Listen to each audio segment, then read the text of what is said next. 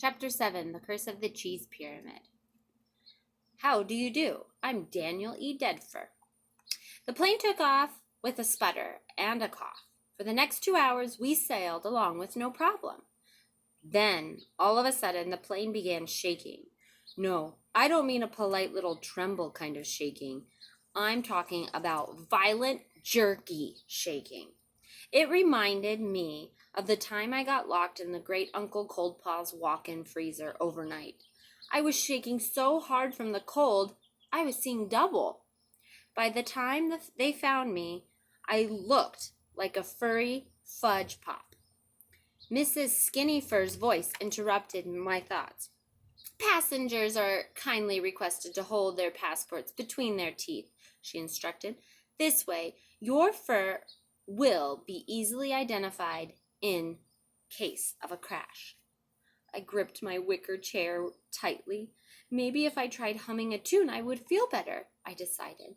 Yes, a happy little jingle might be the trick. But before I could think of one, the mouse behind me beat me to it. Only his wasn't a happy humming tune. He was humming a song that made the grown mice cry. It was called Goodbye, Sweet Cheese, Goodbye. I turned around. I was snout to snout with a very odd-looking mouse. He wore a black wig and was dressed in an all-purple from tail to whiskers. That's the crazy, weird mouse. His mustache drooped sadly over his snout. He wore a very unusual watch on his paw.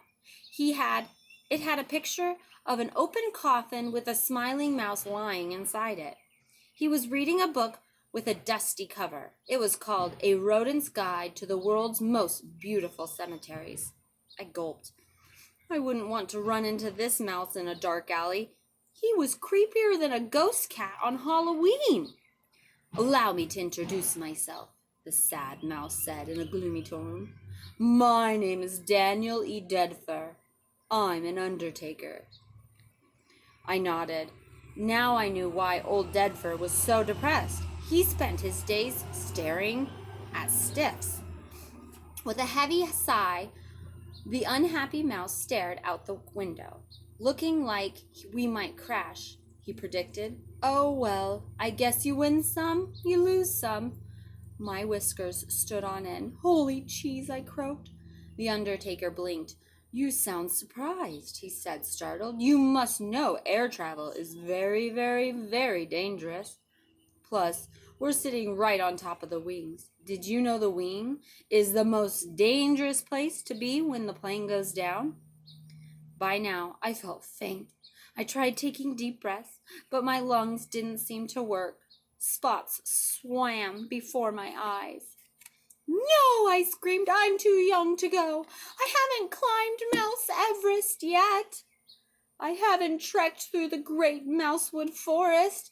And besides, I still have a whole unopened package of cheddar cheese bars at home in my fridge. Too bad no one heard me. I was so scared I'd completely lost my squeak. Yikes.